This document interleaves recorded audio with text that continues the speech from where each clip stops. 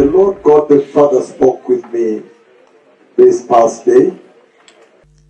I see historic floods coming to the earth. Unbelievable floods. And everything everywhere was totally flooded, inundated. From the homes to the roads to the fields to everything. And you know, in that case, normally the Lord puts us in there, so we also try to run and try to get through the water.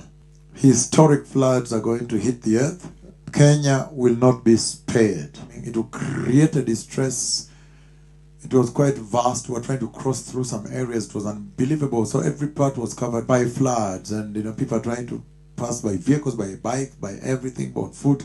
It was just impossible. Historic floods are coming to the earth. The land of sand has become a world of water.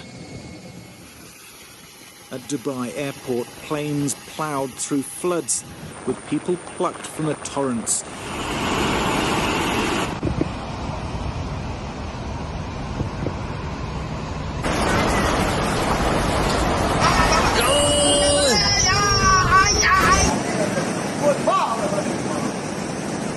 More than 2,800 people have been evacuated from flood-hit areas.